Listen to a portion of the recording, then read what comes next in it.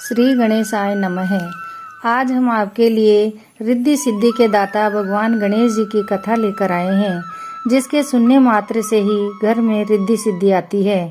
बहुत समय पहले की बात है। एक दिन गणेश जी एक सेठ जी के खेत में से निकले तो उन्होंने 12 दाने अनाज के तोड़ लिए। फिर गणेश जी के मन में विचार आया कि मैंने तो सेठ जी के चोरी कर ली। फिर गणेश जी सेठ जी के यहाँ 12 साल की नौकरी करने लगे। एक दिन सेठानी नित्य काम से निवृत्त होकर राख से हाथ धोने लगी तो विधायक जी ने हाथ पकड़कर राख छीन ली और मिट्टी से हाथ धुला दिए। सेठानी सेठ जी से बोली कि ऐसा क्या नौकर रखा है जो नौकर की जात होकर मेरे हाथ को मरोड़ दिया। फिर सेठ जी ने गणेश जी को बुलाकर पूछा कि तूने सेठानी का हाथ क्यों मरोड़ा। तब गणेश जी ने कहा कि मैंने तो सीख की बात बताई थी। सेठानी जी राख से हाथ धो रही थी। कभी राख से भी हाथ शुद्ध होते हैं क्या?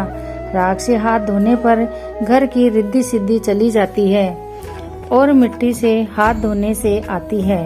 तब सेठ जी ने कहा, गणेशा है तो समझदार। थोड़े दिन बाद कुंभ का मेला आया तो सेठ जी ने कहा, गणेश सेठानी को स्नान करा ला। गणेश जी सेठानी को ले गए। वहाँ पर सेठानी किनारे पर बैठकर नहाने लगी तो गणेश जी ने आगे ले जाकर स्नान करा दिया। घर आकर सेठानी सेठ जी से बोली कि गणेशा का काम तो देखो, इतने आदमियों के बीच मुझे आगे घसीट कर स्नान करा दिया। तब सेठ जी ने गणेशा को बुलाया और पूछा तो गणेश जी ने कहा कि सेठानी किनारे पे बैठकर छबड़का कर रही थी और सबके नहाए हुए पानी से नहा रही थी। आगे नहाने से अगले जन्म में बड़ा राजपाट और राजघराना मिलेगा, इसलिए आगे ले जाकर डुबकी लगवा दिया। तब सेठ जी ने कहा, गणेशा है तो समझदार। फिर एक दिन घर में हवन था। सेठ जी ने कहा, गणेशा सेठानी को हवन में बैठने के लिए बुलाकर ला। जब गणेश जी सेठानी को बुलाने गए तब सेठानी काली अंगियां पहनकर आ रही थी तो गणेश जी ने अंगी फाड़ दी और बोले कि लाल अंगी पहनकर चलो। सेठानी रूठ कर सो गई। फिर सेठ जी ने आकर पूछा कि क्या बात है। तब सेठानी बोली कि गणेश ने मेरी अंगी फाड़ दी। सेठ जी गणेश को बुलाकर बोले, गणेशा तू बहुत बदमाशी करने लगा है।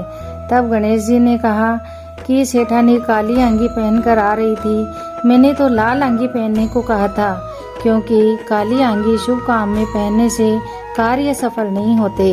तब सेठ जी सोचने लगे कि गणेशा है तो समझदार। फिर सेठ सेठानी पूजा में बैठे तो पंडित जी बोले कि मैं तो गणेश जी की मूर्ति लाना ही भूल गया।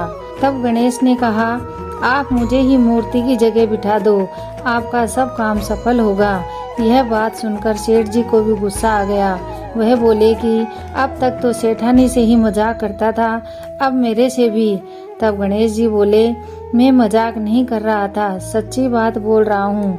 और इतने में ही गणेशा ने गणेश जी का रूप धारण कर लिया। सेठ सेठानी ने साथ मिलकर गणेश जी की पूजा की और पूजा खत्म होते ही गणेश जी अंतर ध्यान हो गए। फिर सेठानी को बहुत दुख हुआ कि अपने तो गणेश जी स्वयं थे, हमने उनसे कितना काम करवाया, और वे दोनों बहुत दुखी हुए।